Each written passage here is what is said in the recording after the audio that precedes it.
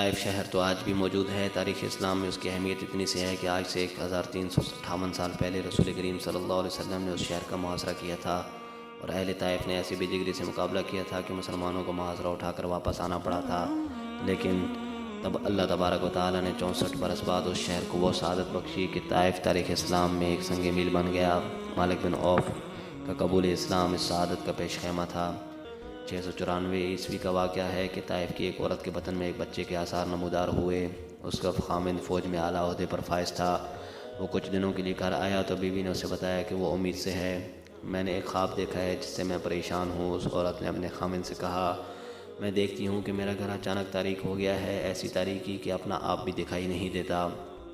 دل خوف اور گھبراہٹ سے ڈوب رہا ہے۔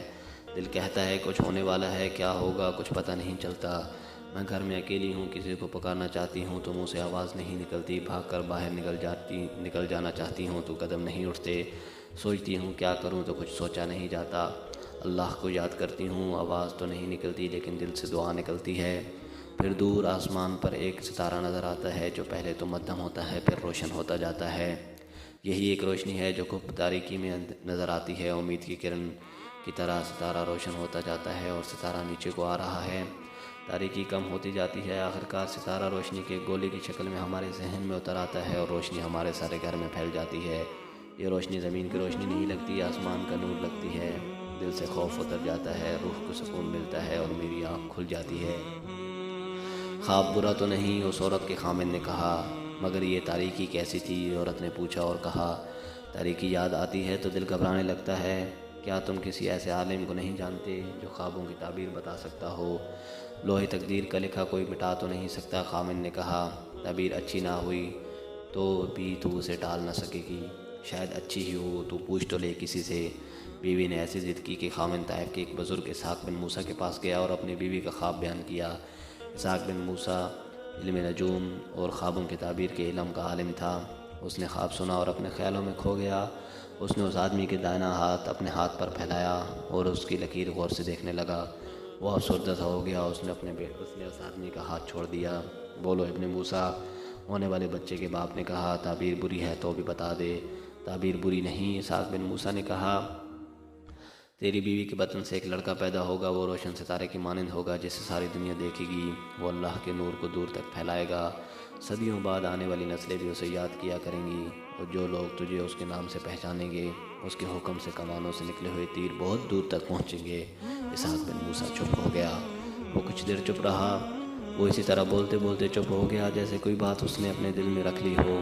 خدا کی قسم، ابن اسحاق، ہونے والے بچے کے باپ نے کہا، تیری خاموشی بے معنی نہیں ہے، بری خبر سننے کے لیے بھی میں تیار ہوں، مجھے وسوسوں میں نہ رکھ، تیرے علم نے جو بتا دیا ہے وہ مجھے بھی بتا دے، پھر سن لے۔ اسحاق بن موسیٰ نے کہا، ستارہ جو تیرے گھر میں آ رہا ہے وہ ان ستاروں کی مانند ہے جو جلدی ٹوٹ جاتے ہیں اور آسمان کی وسعتوں میں گم ہو جاتے ہیں، مگر اس کا جسم گم ہوگا، اس کا نام تازہ رہے گا، اس کے ٹوٹ جانے سے تیرے گھر میں تاریکی نہیں ہوگی، وہ نہیں ہوگا تو بھی لوگ کہیں گے کہ وہ ہے، میں اس کی پرورش ایسے کروں گا کہ اسلام کا روشن ستارہ بنے گا۔ بچے کے باپ نے کہا، یہ بھی سن لے۔ اسحاق بن موسیٰ نے کہا، اس کی پرورش تو نہیں کرے گا، اس کی ماں کرے گی۔ میں کیوں نہیں کروں گا؟ خواب دیکھنے والی عورت کے خامند نے پوچھا، میں کہاں چلا جاؤں گا؟ میں جو بتا سکتا تھا بتا دیا۔ اسحاق بن موسیٰ نے کہا، یہ آدمی تعبیر سن کر اٹھا اور اپنی بیوی کو تعبیر بتائی۔ بیوی خوش تو بہت ہوئی لیکن اس خیال سے مغموم ہو گئی کہ جس بیٹے کو وہ جنم دے گی اس کی عمر بہت تھوڑی ہوگی۔ بچے کی پیدائش میں کچھ دن باقی تھے کہ باپ کو جنگ پر بھیج دیا گیا اور وہ دشمن کے ہاتھوں مارا گیا۔ اسحاق بن موسیٰ کی یہ پیشگوئی پوری ہو گئی کہ بچے کی پرورش باپ نہیں کرے گا، ماں کرے گی۔ بعد میں اسحاق بن موسیٰ نے کہا تھا کہ خواب میں گھر میں جو تاریکی دیکھی گئی ہے اس کا مطلب یہ تھا کہ موت اس کے گھر کو تاریک کرے گی اور پھر آسمان سے ایک روشن ستارہ اتر کر اس کے گھر کو روشن کرے گا۔ باپ کی وفات طائف سے دور ہوئی۔ اس کے چند روز بعد بچہ پیدا ہوا، وہ لڑکا تھا۔ بچے تو خوبصورت ہی ہوا کرتے ہیں۔ یہ بچہ بھی خوبصورت تھا لیکن اس کی چوڑی پیشانی اور آنکھوں کو جس نے بھی دیکھا اس نے کہا، یہ عام بچوں جیسا بچہ نہیں ہے۔ اس باپ کا نام جو اپنے بچے کی پیدائش سے پہلے ہی فوت ہو گیا تھا قاسم بن یوسف تھا۔ بچے کا نام محمد رکھا گیا جو محمد بن قاسم کہلایا اور جو تاریخ اسلام کا ایک روشن ستارہ بنا۔ قاسم بن یوسف اور حجاج بن یوسف دو بھائی تھے۔ اس وقت خلیفہ عبد الملک بن مروان تھا۔ دونوں بھائی بڑی جرأت مند اور فن حرب و ضرب کے ماہر تھے۔ فوج میں دونوں اعلیٰ عہدوں پر فائز تھے۔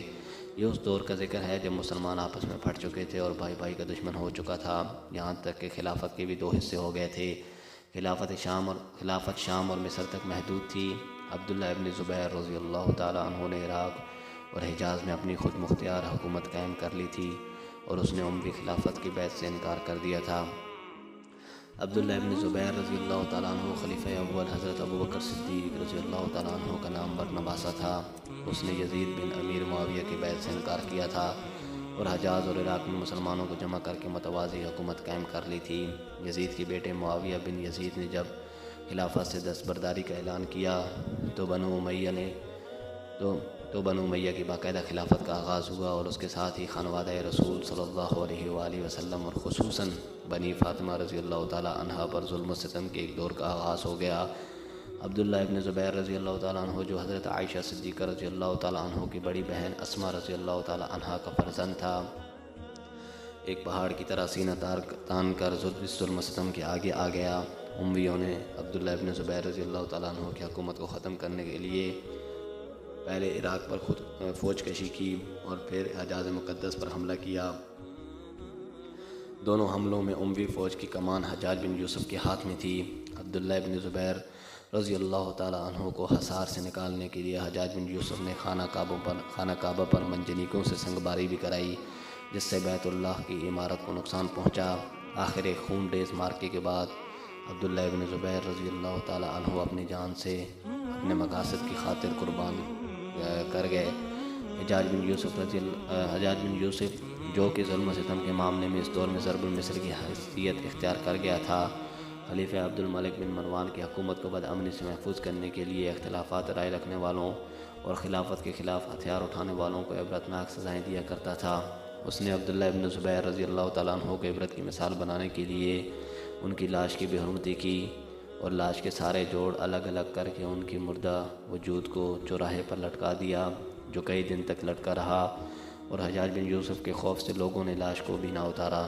عبداللہ ابن زبیر رضی اللہ تعالیٰ عنہ کی والدہ اسماء بنت ابی بکر رضی اللہ تعالیٰ عنہا جو اس وقت ضعیف العمر تھیں، نابینا بھی تھیں، لاٹھی ٹیکتی ہوئی اس چوراہے پر پہنچی جہاں ان کے فرزند کی لاش لٹک رہی تھی۔ انہوں نے اعلیٰ رستے ہاتھوں سے لاش کو ٹٹولا اور عربی کا وہ شعر پڑھا جس کا ترجمہ ہے، یہ کون سا شاہ سوار ہے جو ابھی تک گھوڑے سے نہیں اترا۔ عبداللہ ابن زبیر کے بعد حجاز اموی خلافت کے زیر نگیں آ گیا اور حجاج بن یوسف کو اس کا گورنر مقرر کیا گیا۔ اس نے گورنر بنتے ہی صوبے میں امن و امان قائم کر دیا۔ ادھر عراق میں خارجیوں نے شورش برپا کر رکھی تھی کہ خلیفہ نے ان کے سرکوبی کے لیے بھی حجاج کو ہی مامور کیا ہے۔ ایک طویل جنگ کے بعد حجاج کو فتح نصیب ہوئی۔ حجاج کو اس جنگ میں یہ نقصان اٹھانا پڑا کہ اس کا عزیز بھائی جو ان جنگجوؤں میں اس کا دستراز تھا، خارجیوں کے ہاتھوں لڑتا ہوا مارا گیا اور اسے اپنے گھر میں طلوع ہونے والے اس روشن ستارے کا منہ دیکھنا بھی نصیب نہیں ہوا، جس نے بعد میں اپنے چچا حجاج بن یوسف کی ظلم و ستم کی داستانوں کو لوگوں کے ذہنوں سے محو کر دیا اور شجاعت و دلیری کی ایسی مثالیں پیش کی کہ بے دین دشمنوں نے بھی اسے پوجنا شروع کر دیا۔ محمد بن قاسم حجاج ابن یوسف ثقفی کا بھتیجا اور قاسم بن یوسف کا نور نظر تھا۔